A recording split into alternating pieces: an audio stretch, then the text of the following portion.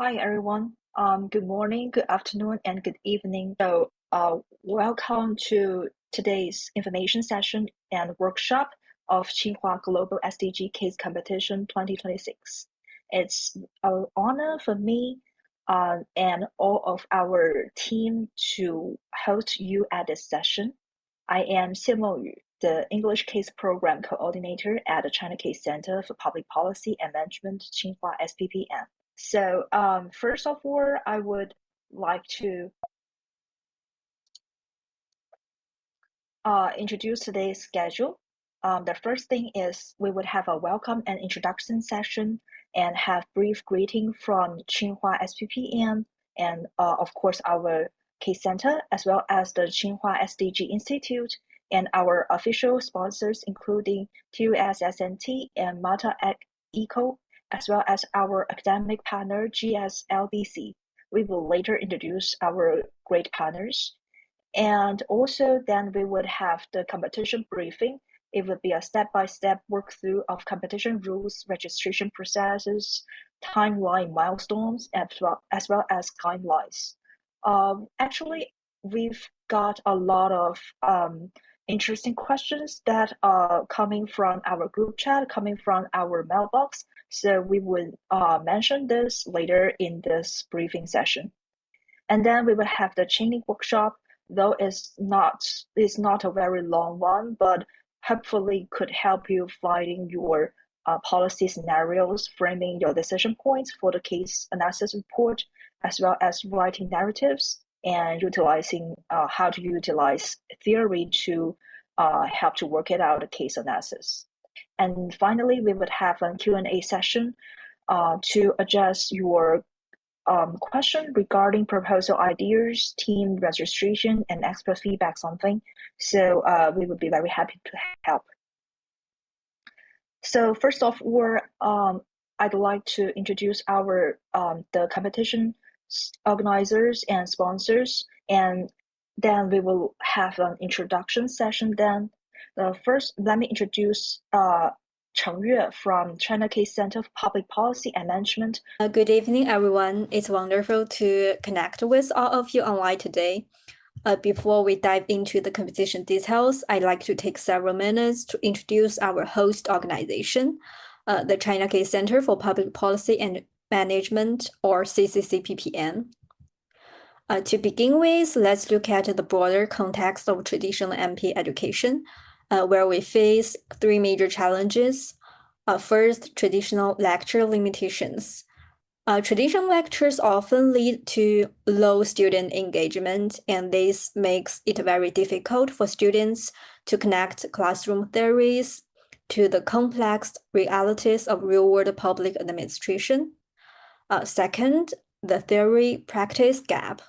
Students frequently master advanced concepts from textbooks, but they often struggle when facing real, unpredictable public management problems. Third is the need for localized knowledge. China's fast-moving governance practices give us a great opportunity to build public policy frameworks, and these frameworks should be deeply rooted in our own experiences rather than just relying on Western models or concepts. To address these challenges, Tsinghua University's MP education has made case-based learning its defining feature. So why do we firmly believe in this approach? Because it acts as a vital bridge. It enhances a student engagement through real-world governance challenges, bring China's governance innovations directly into the classroom, and also contributes to the development of contemporary public management knowledge. And in terms of how we teach, we don't just lecture on cases. Through interactive learning, intensive case discussions, and simulation exercises, we completely transform the classroom dynamic. And as a result, our learning outcomes ensure that students develop the core abilities required of future leaders, like the ability to analyze complex public problems, make effective decisions under pressure, and exercise sound ethical judgment and public values. So to provide support for this high-quality case teaching, our center was established in 2004, as shown in the historical photo on the right. This was the very first professional case center for public management in China. And over the past 2 decades, we have built a mature operational paradigm, a dual focus on case creation and pedagogy, and a balanced commitment to empowering educators and learners, a strategic synergy between anchoring China's context and also welcoming global perspectives. Through more than 20 years of persistent effort, we have built a comprehensive collection of teaching cases. Our databases include a rich case resources, over 900 Chinese cases, alongside more than 120 English cases. Furthermore, we have built a repository of over 2,000 multimedia teaching resources. Our cases span highly diversified teaching topics like public policy analysis, crisis management, regional development, anti-corruption, sustainable development, and so on, ensuring comprehensive coverage of all these modern governance. So how do we build and maintain such a high-quality database? The secret lies in our highly structured collaborative development process. Actually, we have created an ecosystem which connects multiple key stakeholders. Our case center drives development planning and professional writing. Our faculty and fact experts define teaching objectives and provide academic guidance. Students actively participate in field research and also contribute to case writing, while our alumni, government agencies, and partner organizations provide real-world case opportunities and also first-hand insights.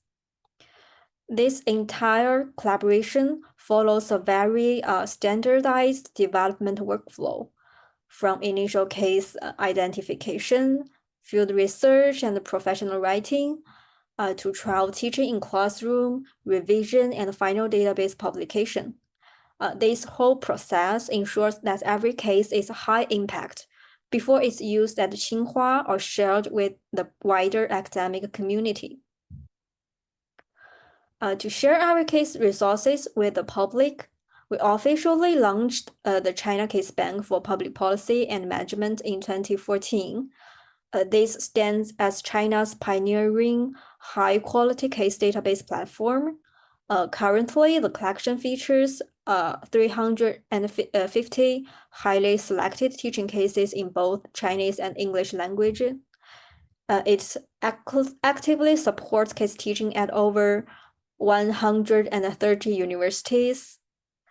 This platform serves as a cornerstone platform, like for teaching, academic research, executive training, and also public sector practice across the nation.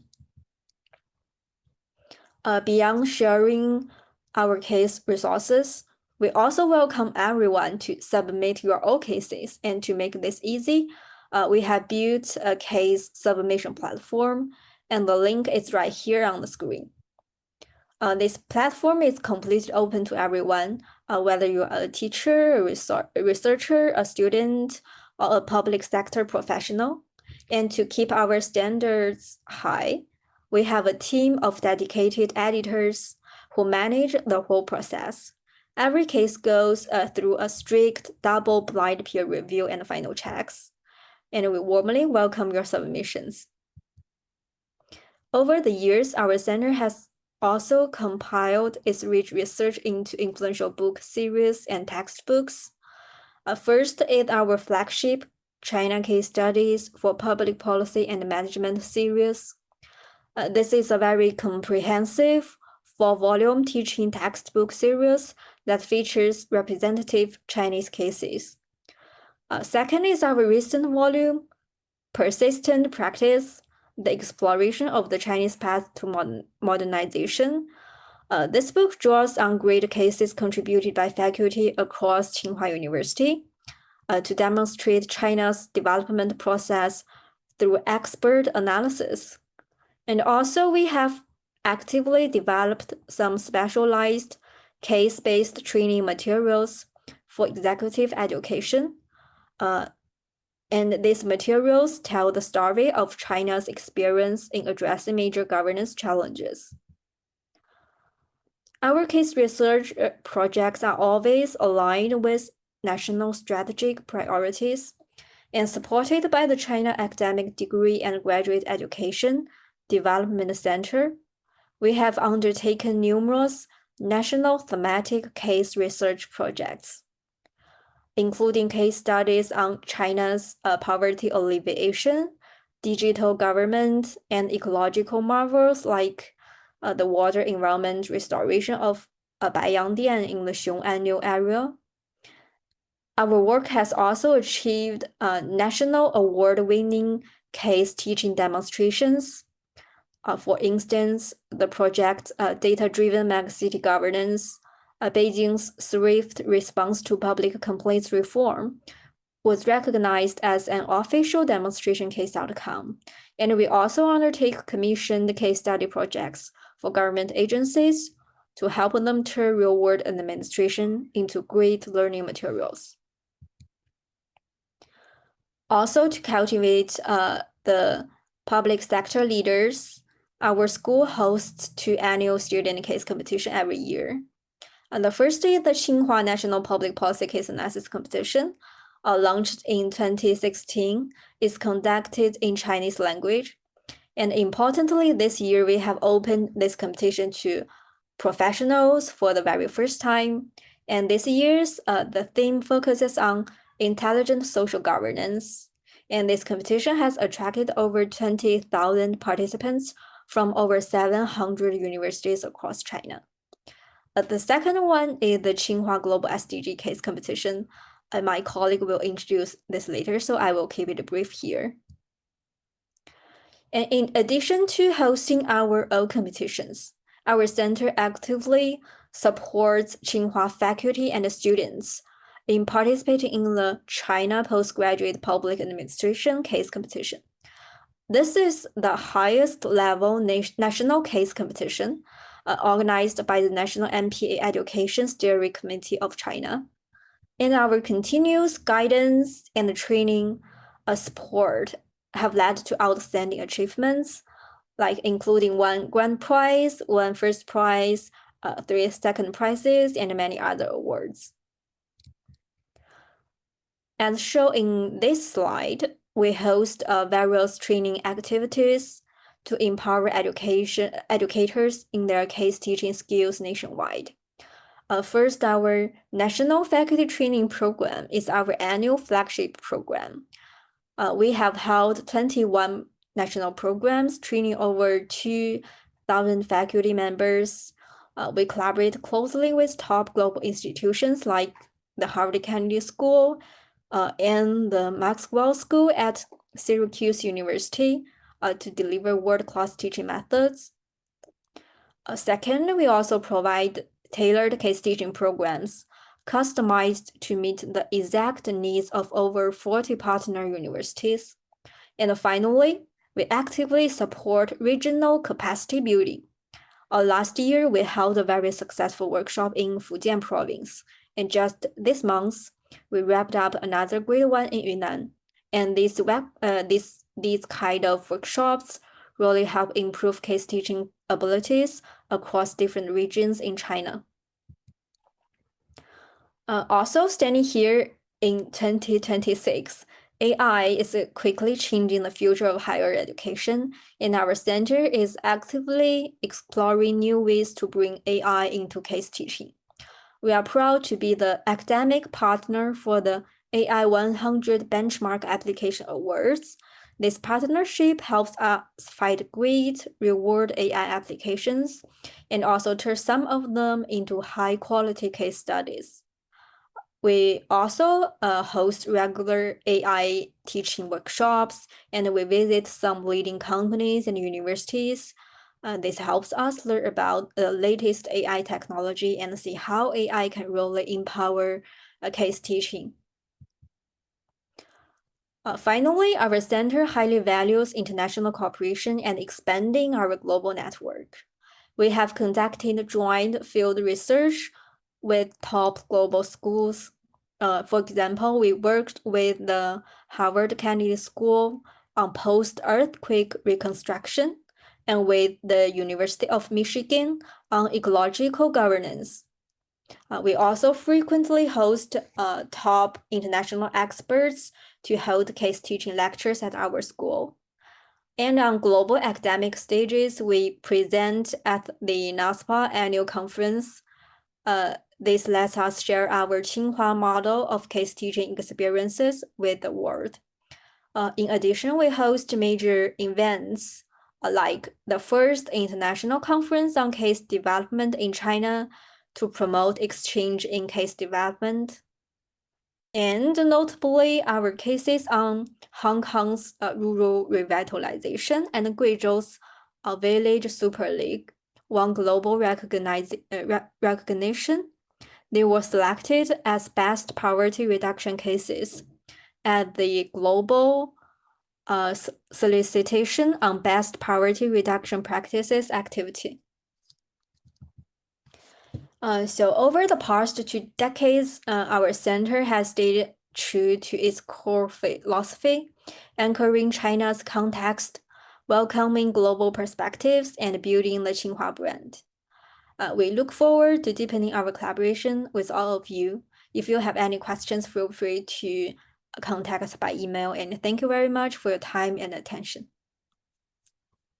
Yeah. Thank you, Chengyue. Yeah, all about my part. And please let me introduce another co-host of this event. Please let me introduce Penny Peng Si from Tsinghua SDG Institute. Okay, so good evening, everyone. My name is Penny from Tsinghua SDG Institute, which is one of the organizers for this competition. And on behalf of my institution, and I'm really happy to meet you all in the meeting tonight, and also give a really brief introduction about my organization. Okay, so Tsinghua SDG Institute was founded in 2017, and in the launching ceremony, and we are really honored to receive congratulatory letters from Antonio Guterres, the Secretary General of UN, and also Mr. Wu Hongbo, the then Under Secretary General of UN. So our organization mainly have 5 different focuses, including talent training, academic exchange, research project and contribution, and international network and cooperation, and the last, think tank building. So first, promoting international talent training. So we have promoted the establishment of Tsinghua and Geneva Dual Master Program in Public Policy and Sustainable Development Goals in 2018. And after, we also promoted the school to launch the Master Degree Program for Public Administration in 2019.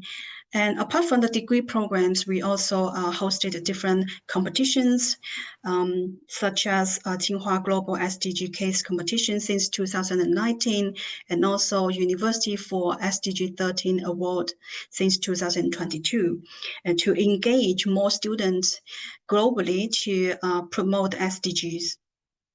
So not only about the student programs, we also have executive training programs. And so we mainly cooperate with the Chinese and overseas governments and state-owned companies, such as Public Administrative School of Brazil and Ministry of Communications and Informatics of Indonesia, and not only the overseas government, and actually we cooperate with the local government in China, such as Huzhou local government, and also State Grid, one of the biggest energy company in China. And through this training, we provide the theoretical guidance and practical experience for them to promote the digitalization and SDG implementation. And because of the success of the program, and we have received 3 times the first prize of Outstanding Training Programs of the Year in Tsinghua University, and also 1 time in the first prize of Outstanding Teaching Achievement in Tsinghua University. And second, strengthening academic exchange. So we base on the 17 SDG goals, and we have conduct over 300 academic activities, including one of the flagship events. It is Mid SDG High-End Forum. So we invite different well-known experts to attend this high-end forum and give a speech. So including Helen Thorning-Schmidt, the former Prime Minister of Denmark, and also Professor Jeffrey Sachs from Columbia University, and Professor Joseph Stiglitz. He's the Nobel Prize winner in economics. And also we have Mr. Wu Hongbo, the former Under Secretary General of UN, and Ban Ki-moon, the 8th UN Secretary General, and etc. And not only we organizing a lot of international academic activities inside of China, but also we send our team expert to different international conferences outside of China. And these are the picture where you can see our experts and professors, they went to different international conferences outside. And third, conducting research projects and making research contributions. So we have conducted over 40 SDGs related research projects since 2017, and including the major national research from the National Social Science Fund and National Natural Science Fund. And we also have a quite close partnership with the UNDP and also Horizon Europe. And we also help the local county, especially the 13 county, to help them to design the SDG implementation roadmap. And in terms of publications, we have over 200 publications on SDG so far, and including journal articles, policy brief, reports, newspaper, and magazine, etc. And at last, developing international network and cooperation. So our institution serves as SDSN China Hub, and we aim to actively promote SDG localization in China, but also globally. And to further boost China's sustainable development, Tsinghua SDG Institute has assisted our school, Tsinghua SPPM, to carry out cooperation with different domestic and international organizations, including UN Sustainable Development Solution Network, International Development Law Organization, Yonsei University, Ban Ki-moon Center, and etc. So for more detail, you can find out from our WeChat official account and also our website platform. So please feel free to scan this QR code for more information. Okay, thank you. Thank you, Penny. So besides our 2 co-hosts, I would like to introduce the next session, which is greetings from our sponsors. We are very grateful that we have 2 very good sponsors who make this competition come true. So please let me first introduce Ms. Liu Zhenzhen from TUS Science and Technology Service Group. Okay. Hello, everyone. I'm Jennifer from TUS. As a sponsor of the 2026 Tsinghua Global SDG Case Competition, it is my great pleasure to give you a brief introduction to TUS business today. For your information, TUS stands for Tsinghua University Science Park. Our group, TUS Holdings, derives its name from the abbreviation. TUS Holdings was founded originally as the Development Center of Tsinghua University Science Park, supported by Tsinghua University, and focused on technology services. It is responsible for the development, construction, and operation management of Tsinghua Science Park, and now covers more than 100 cities and has incubated over 30,000 enterprises. TAS Holdings is committed to be the leader of China's technology service industry and a global benchmark. TAS Park is TAS Holdings' flagship product. It covers 770,000 square meters and serves over 1,500 enterprises and institutions. It locates right outside the southeast gate of Tsinghua University. A group of students from the Schools of Public Management at Tsinghua just came here for a tour last time, and I think they all get a great deal from the visit.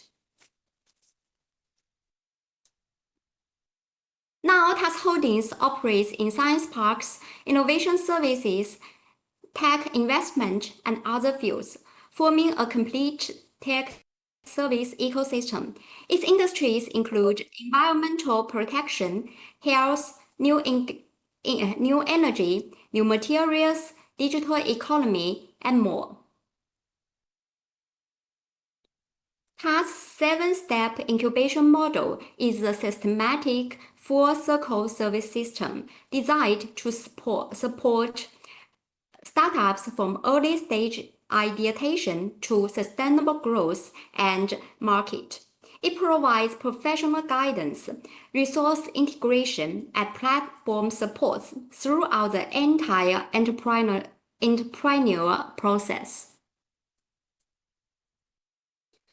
TAS has built a multi-level fund portfolio, include angel funds, VC, PE, merge and acquisition funds, and industrial-specific funds.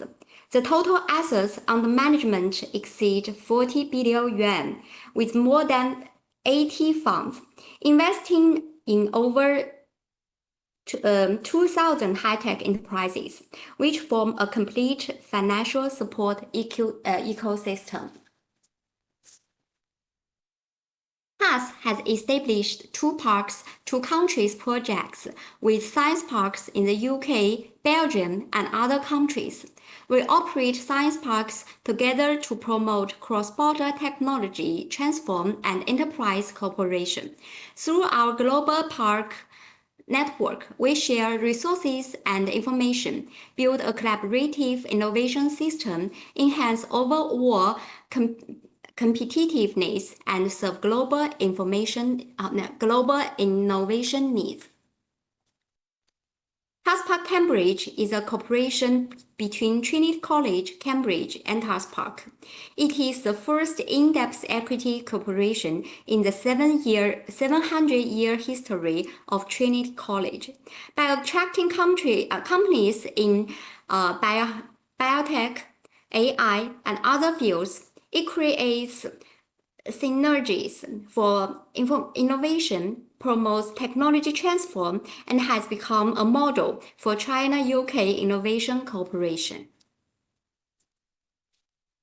In TAS Park Newcastle, the Berkeley Eagle Lab is jointly operated by TAS Park UK and Berkeley Bank.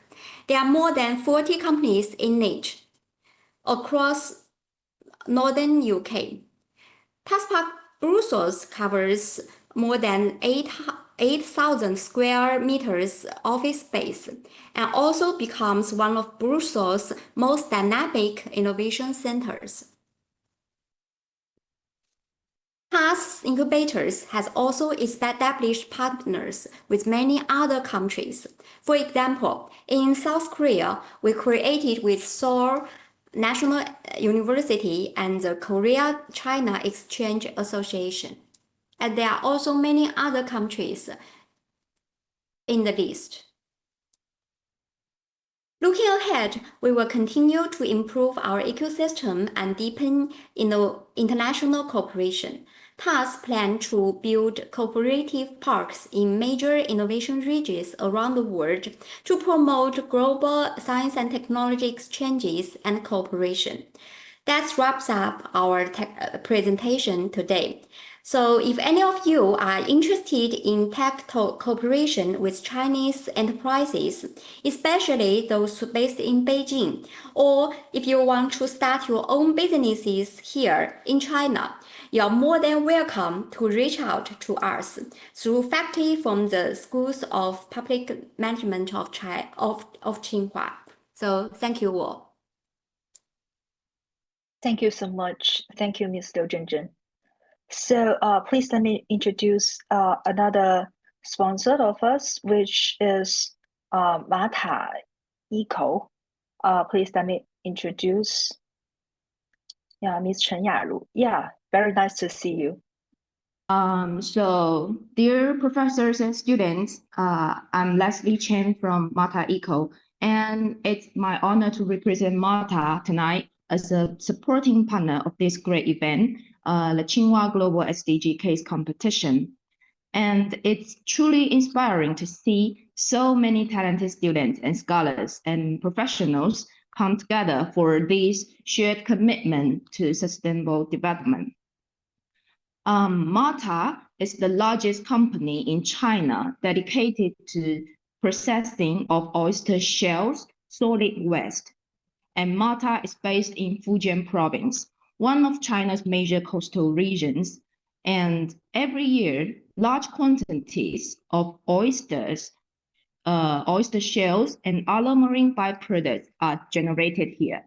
So if not properly managed, these materials can occupy valuable land and coastal resource and negatively impact the living environment of coastal rural communities, also creating long-term environmental challenges. So these led us to continuously ask ourselves a very simple question.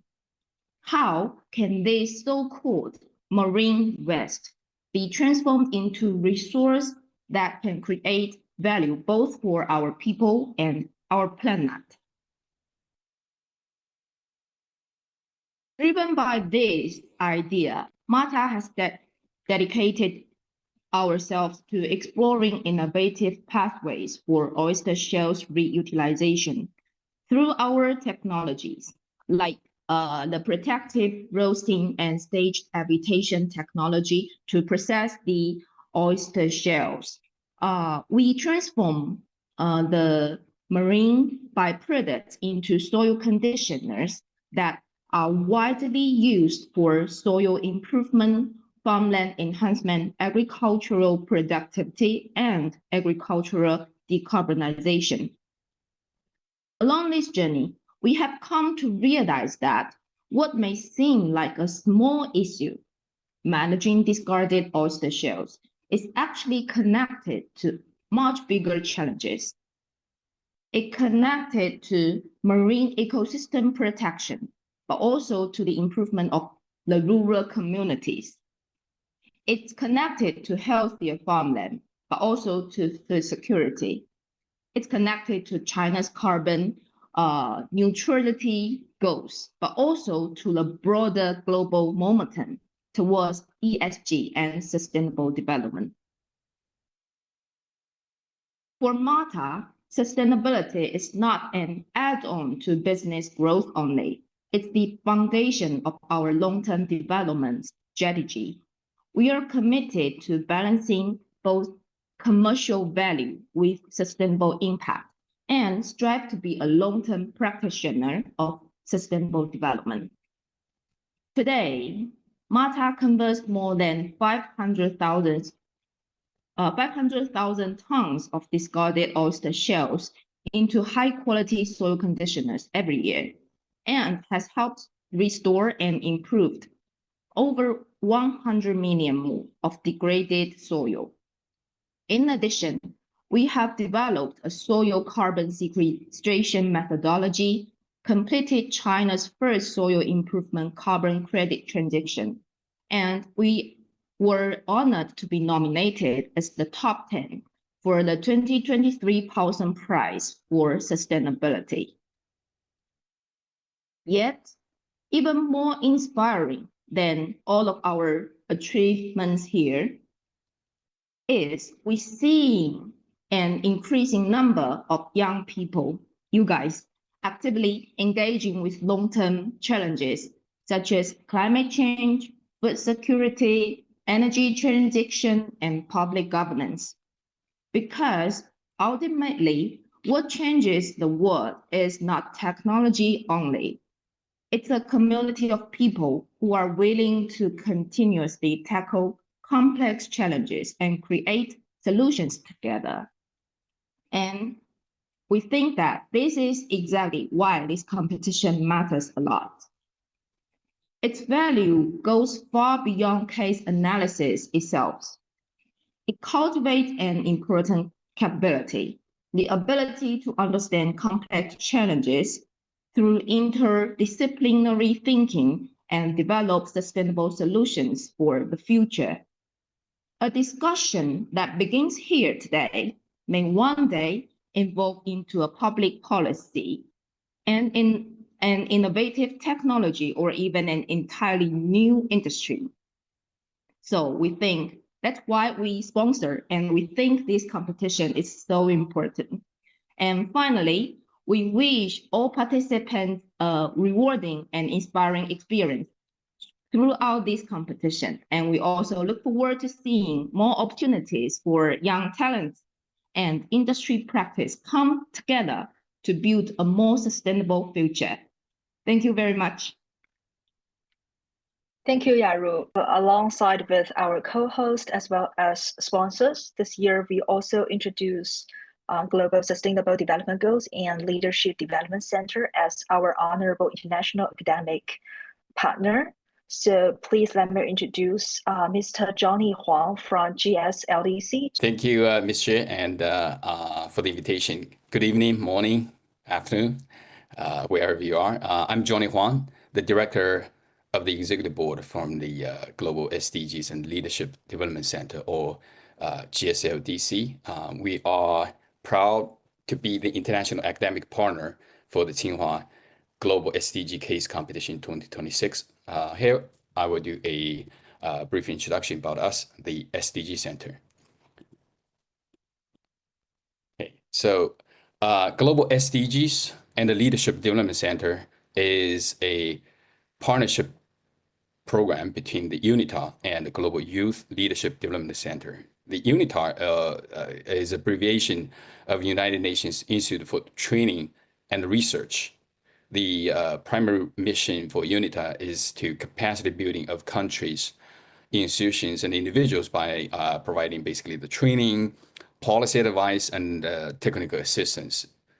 So UNITAR support member states in areas like sustainable development. We're talking here all about SDGs. So that's one of the primary areas that UNITAR supports its members do. And other areas such as climate change and the disaster risk reduction, therefore, to help them to enhance governance and effective decision-making on critical global issues. The GYLDC, or Global Youth Leadership Development Center, was established in 2024 in Singapore as a non-profit organization for developing youth leaders, basically dedicated to the championing of SDGs. Therefore, the name of our Global SDGs and the Leadership Development Center, where it's coming from. So it's, just to understand that UNITAR affiliated Global SDGs and Leadership Development Center is actually more than UNITAR. It's also affiliation with the Global Youth Leadership Development Center.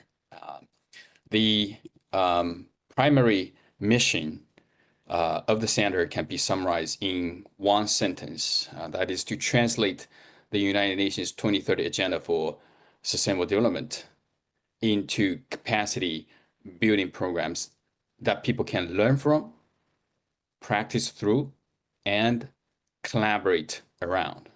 So the center is basically aims to nurture talents with innovative mindsets, leadership capabilities, and global perspectives, therefore providing sustained human and intellectual resources to support countries in achieving the SDGs. Our core idea can be summarized in 3 words. That is learn, lead, and leap. Learn means building structured knowledge of the SDGs. structural knowledge about global governance, about digital transformation, green development, and future skills such as AI. Lead means developing the ability to communicate across cultures, organize projects, and solve complex problems with others. You cannot lead by yourself, just to yourself. You have to lead as a team. As a team, it's made up at least by 2 people. So that's to practice the leadership skill. And leap means moving from learning into real cases, real projects, and the real partnerships. So I think these 3 words are highly relevant to today's case competition. That is, a strong SDG case. They don't necessarily just simply because to describe a problem. The case competition should show how a team understand the problem, and then engage stakeholders, and then propose a implementation pathway that can really create measurable impact. So I would think of it as a 3-stage problem solving skills, I would say. Next, I would briefly introduce, we have an elite advisory council led by Francisco Gary. He was former Director General of the World Intellectual Property Organization, or WIPO. And Mr. Zhao Houlin, he was former Secretary General of the International Telecommunication Union. And both of them are here in Beijing today. And the day after tomorrow, we're going to kick off the Global Digital Economy Conference being hosted here in Beijing. We also, over the years, engaged an illuminous panel of experts. Most of them are former heads of UN departments, agencies, or some of them are even former Under-Secretary General of the United Nations, as you can see from here. So over the years, we have partnered almost all, well, I wouldn't say all, but majority of the UN institutions such as WHO, WTO, UNESCO, UNDP, UNEP, ITU, ITC, UNIDO, etc. And so, as well as multilateral banks such as Asian Development Bank, AIIB, and other international organizations, as well as World Bank, for example. So past events, there are a lot. I'm not going to go to the details. Whoever interested, they can go to our website. And but basically, I would say more than 60% of the programs are related to the youth, and the agenda related to SDGs.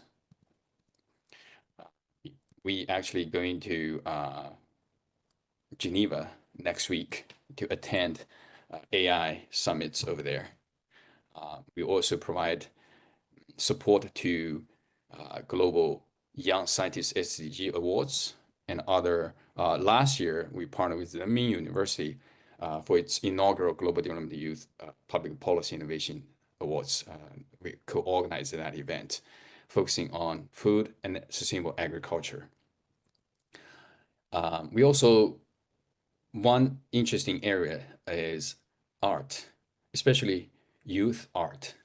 And we actually bring them into the UN headquarters, not only youth art, but also famous places such as Forbidden City or the Palace Museum. Last year, for the Palace Museum's 100th anniversary, it did a fantastic exhibition at the UN headquarters in New York. And we also have joint initiatives with World Green Design organizations. So we are not only just focusing on SDGs, but also proposes art and design initiatives, especially for the younger generations. And then this year, I was participating, myself, leading the Global Digital Economy Governance and Leadership Capacity. That's more for senior executives and the people from such as mayors and ministry level of executives. So we're not only just focusing on the youth, but always also focusing on global country and institutional leaderships to really make transformational, provide transformation services through leadership capacity building. Last week in Shanghai, we signed the Future Digital Leadership Development Program together with World Internet Conference and GSMA. These are all world-leading institutions in the internet age. And so the SDGs may appear as 17 global goals, but in real practice, they always appear in specific contexts, like how a city can improve climate resilience, how a community can advance educational equity, and how a company can reduce supply chain emissions, or how a digital tool can support inclusive development. So the value of a case competition, I think, is that to train students to begin with a real problem and then enter the field of organizations and communities, conduct interview to the stakeholders, use evidence to form judgment, and then design a solution that is both innovative and feasible. In this sense, the case competition is not only an academic exercise. I think it's more than an academic exercise. It's a rehearsal for sustainable development, and then really exercise and create your impact.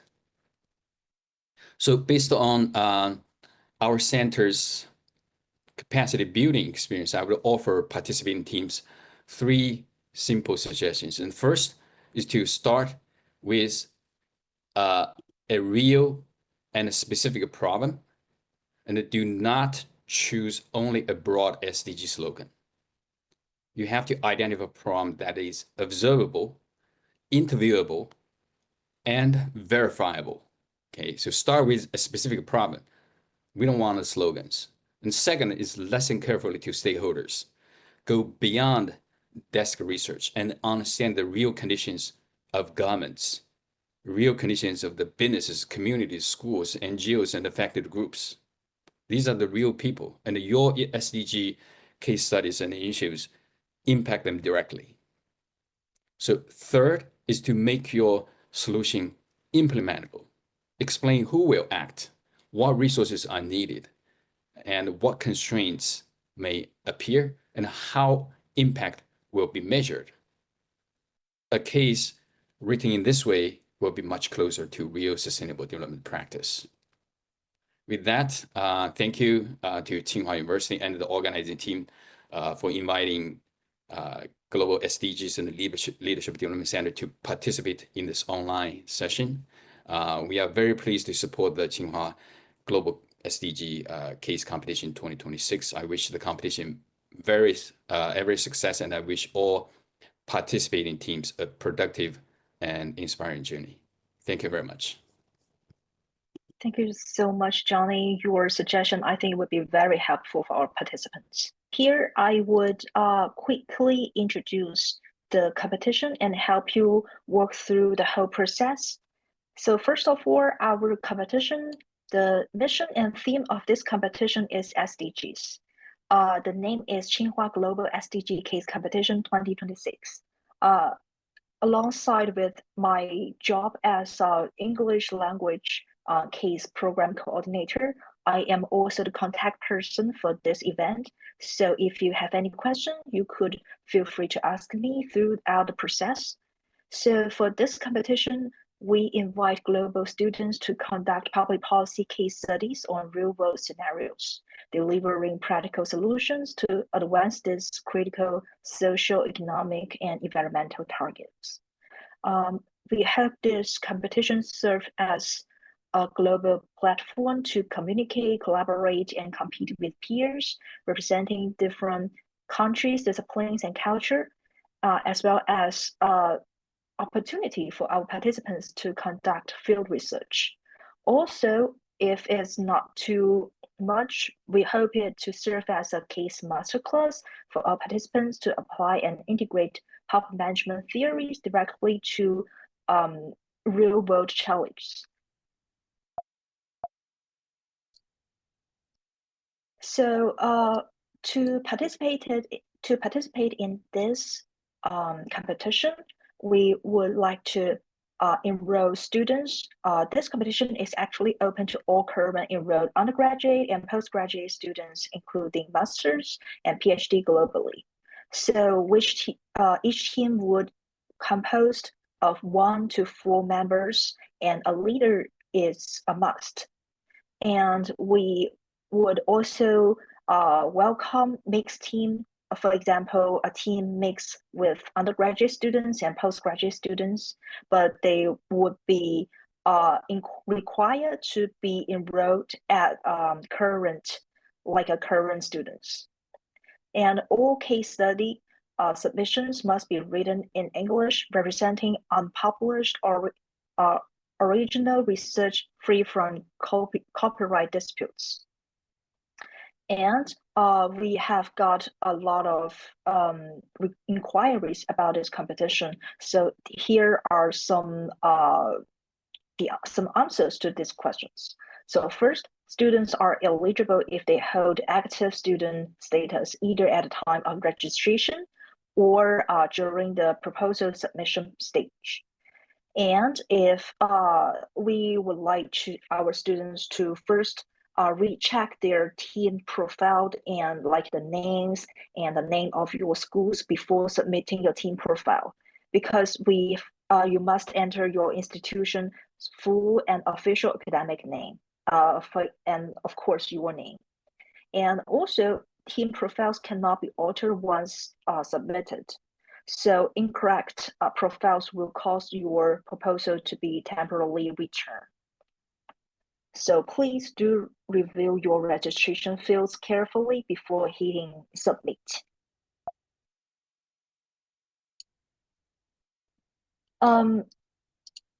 Also, for the timeline, we have already opened a window for registration and case proposal submission.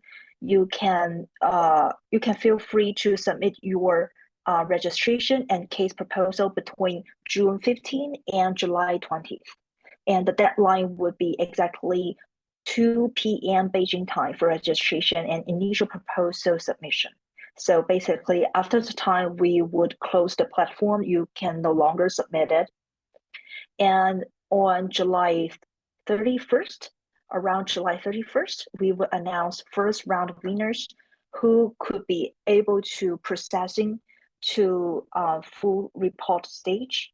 And then on September 22nd, which would be the deadline, again, the 2 p.m. Beijing time would be the deadline for submitting full case analysis report.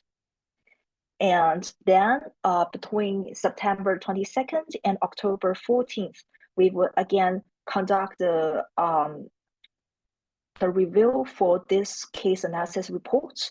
And then on October 14th would be we will announce the finalists processing to on-site final competition, which would happen in Beijing Tsinghua University.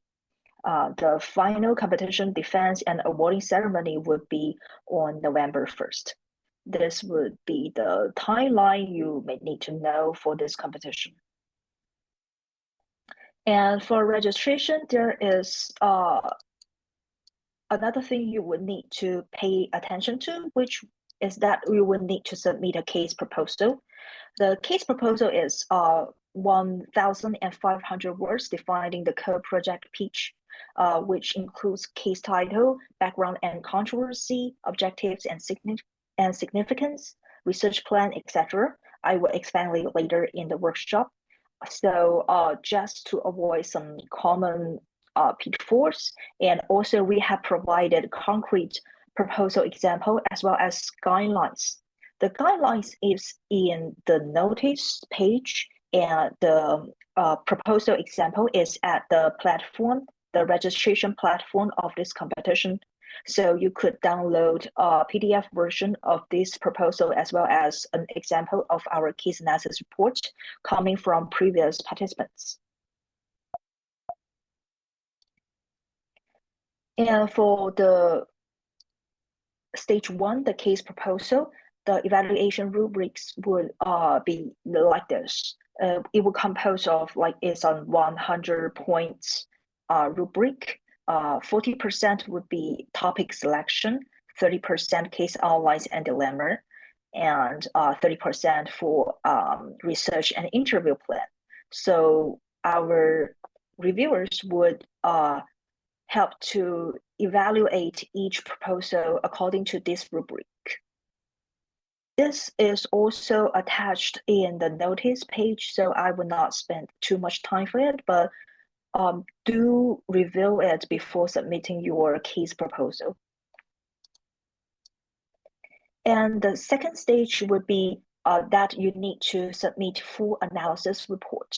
This report would be an 8,000 word count target composed of two parts. One is the case body and another is case analysis. Again, this comes from the guidelines we have at the call for registration page that you could review it more clearly. I will not spend too much time here. So for the rubrics, that would be composed of 5 parts. Because this case analysis report is more complicated, we have more interesting evaluation here. It will compose of topic selection, 10 points, storytelling, 30 points, conflict provoking, 20 points, research methods, 10, and analysis and conclusion, 30. So we would come through it later in our workshop to give you some tips how to, I won't say how to achieve high scores, but maybe how to help you better guide you to achieve more better performance analysis report.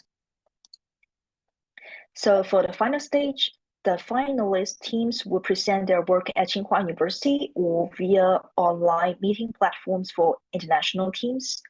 And each team will showcase their case narrative, the case body, and the case analysis in the format of defense, and followed by a live interactive Q&A session with global experts. We would have one team for first prize, 2 teams for second prize, and 3 teams for third prizes. So all finalists would receive honorable mention awards then. And we would also have global publication opportunities, which I think is even more important than these prizes, which is that excellent teaching cases will be selected for potential publication, not only with China Case Bank for Public Policy and Management, actually is also with the Case Center. We would also introduce Springer Nature this year, so authors of exceptional works will be invited to publish in a collective volume with our international academic partner, the Springer Nature, subject to peer review. We would then get into the workshop about how to master the SDG case competition reports. First of all, we need to have good reports, then we have the opportunity of publishing of other things. So first thing is to understand the case analysis report. This is the final product of the handout of the competition. So the case analysis report is not just a research paper. While a research paper proves a specific point, a case report presents a real-world dilemma for others to solve through analytical reasoning. And it's a kind of research-led product. It's an academic product that integrates evidence-based storytelling with rigorous theoretical interpretation to advance governance knowledge. And we've got a lot of interesting questions about from our students. First, the reports are not success stories. So writing a case that simply brags like the government has done a very good job, has launched this program and work flawlessly cannot help you to complete a good report. And we do not expect a report lack of tension, leaving out actual stakeholder crashes, budgetary trade-offs, and environmental causes, something. So the best cases are unsolved, cheeky, and provocative. These are the things for case analysis reports. And before you finishing a report, you may need to go through several stages, as we just mentioned. The first thing is to craft a competitive case proposal, which would be like a 1,500 words thing. This will move from just the theme to event. So when you decide when you determine the topic, it's not broad ideas like poverty alleviation in China something. Instead, focus on a specific touchable event or a policy dispute. And also clearly state why this case matters to both the SDGs and public management and maybe public policy.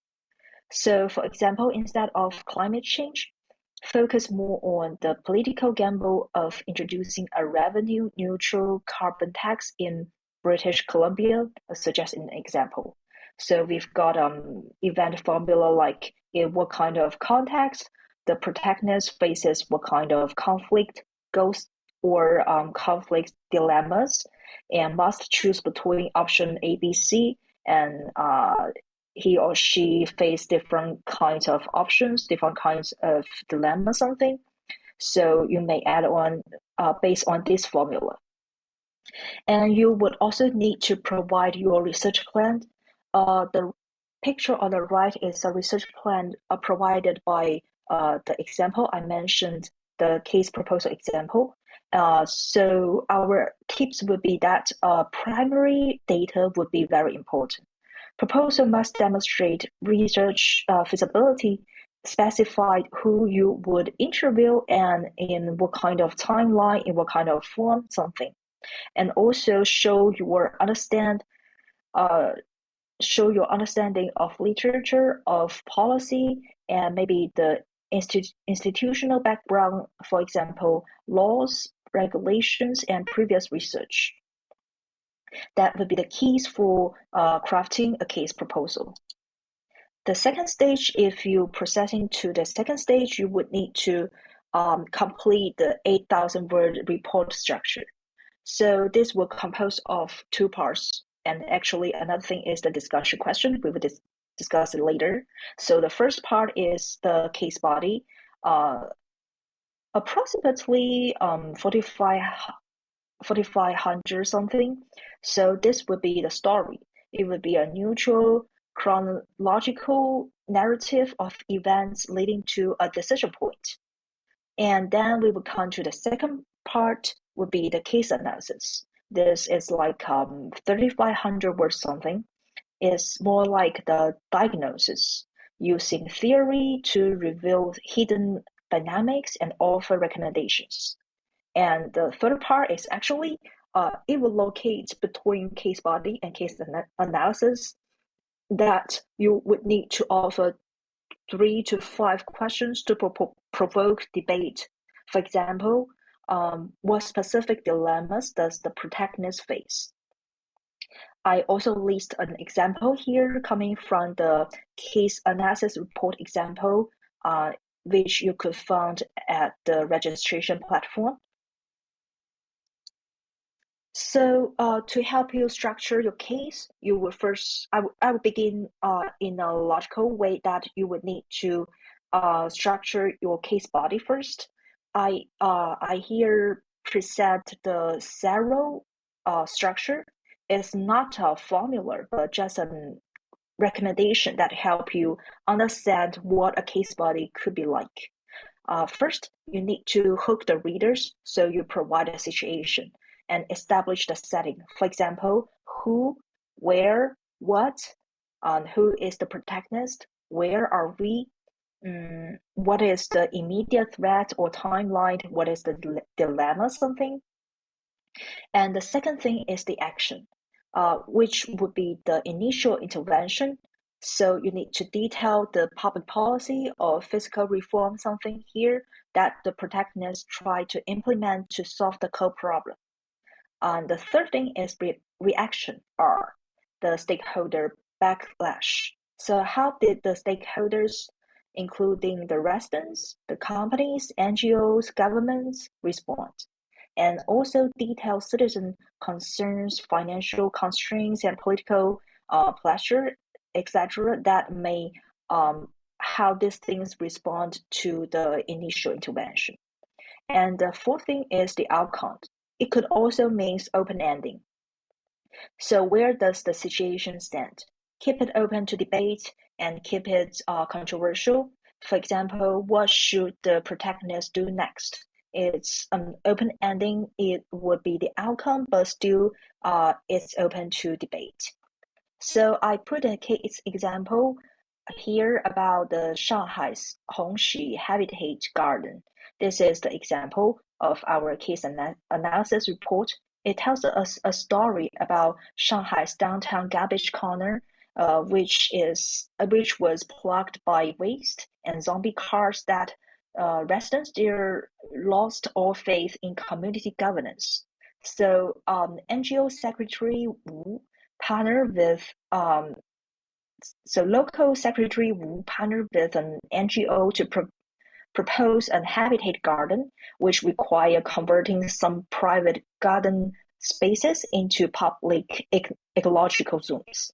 So this is the initial intervention.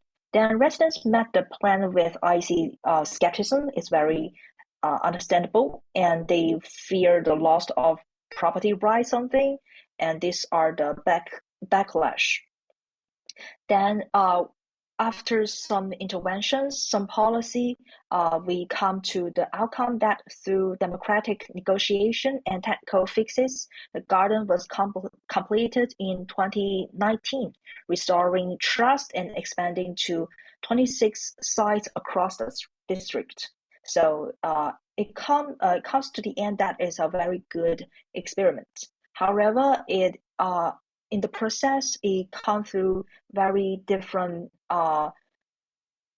interventions, dilemmas, things. So it will make this case study very interesting.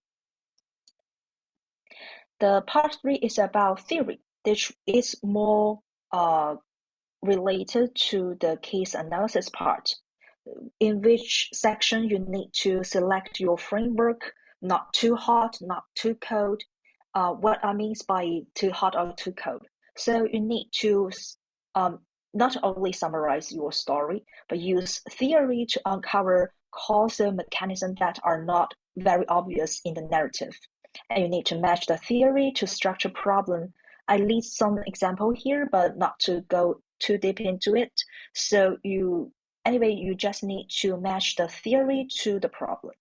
And our suggestion would be not too broad, not too grand the theory, and not too common sense. So you may not need to use massive high-level frameworks, but not too common sense. So we are aiming for middle-range theories that diagnose instrumental logic. Also, we introduce a code technique here to interlock case facts with theory. So we've got an example here about official Lee, who thought the vendor was too poor and only confiscated his scale instead of issuing a fine, but is illustrate a street-level bureaucrat exercising administrative discretion. This is a theory that the author chooses to use here. It's a very common middle-range theories that would be very helpful in this case. So we also make the diagnose after zipping these case facts and theories. And we've also got some case writing do's and don'ts here. So of course, we recommend our participants to conduct ground observation and active policy debate and apply the focus rule here. So which is to look at unexpected local community phenomena, focus on spaces where two highly valuable social goals conflict, maybe not only two, maybe even more. So this would make the case very interesting, very conflict, and also avoid massive uncheckable topics like global climate change, but zoom in on highly focused events. And we've also got some standard do's and don'ts. For example, use past tense, being objective to the case facts, and also your axis should be in number in sequential number, and also use a citation for the APA style 7th edition. And also for the don'ts, don't write a news report. We are going to do some case analysis. It's not a news report at all. And also don't write a policy memo, which is to keep your body narrative clear of recommendations and save the answer for the analysis section. And the third thing is don't use biased objectives. And so avoid writing the brilliant mayor or the stubborn citizen something. So just let the data speak. So finally, we would highly recommend our participants to conduct a self-evaluation. So you could serve as a judge, what the judges look for. So first of all is the narrative engaging, clear, and people-focused, which is the storytelling point. And also analytical depth, and is the logic sound, is the theory integrated using the zipper effect. And the third is the case very interesting? Does the case raise a genuine, challenging policy program? Also, the fourth is about primary research. Did the team or the individual, the participants, conduct original interviews and field work? So following these 4 questions, we believe if all these questions you say yes, your case analysis report would be very good. Or you could register your team online and start planning your field work immediately. We've got some contact here. So first you can scan via WeChat group and join this group to raise any question anytime. You could also register and submit your proposal at this website.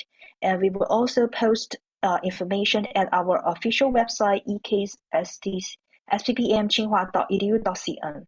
You could also offer your inquiry anytime at our email address. That's pretty what we have for today. Thank you so much for coming, and hope you have a good journey in this competition. Thank you so much. Have a good night.